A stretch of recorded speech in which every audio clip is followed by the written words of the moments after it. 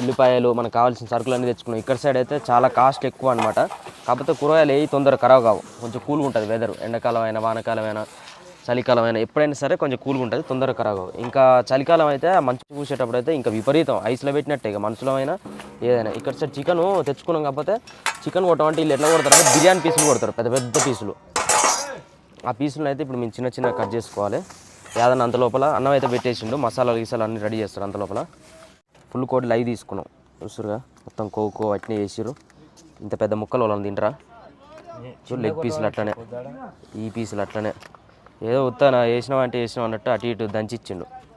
రెండింటిని మళ్ళీ మనం చిన్న చిన్న ముక్కలు కట్ చేసుకోవాలి. ఒకటి వెజిటేబుల్ కట్ చేసే ప్యాడ్ తీసుకుని అయిపో ఇక క్లీన్ చేసుకొని ఈరోజు చికెన్ ఫ్రై చేస్తాం. చికెన్ ఫ్రై చేసుకున్న తర్వాత మేము డల్ లేక్కి వెళ్తాను. డల్ లేక్కి వెళ్ళి డల్ లేక్లో మొత్తం ఇప్పుడు ఎట్లుంది వెదరు, అప్పుడు కూల్ వెదర్లో పోయినాం, ఇప్పుడు కొంచెం నార్మల్గా ఉంది. మన సైడ్ ఎట్లుంటుందో అట్లా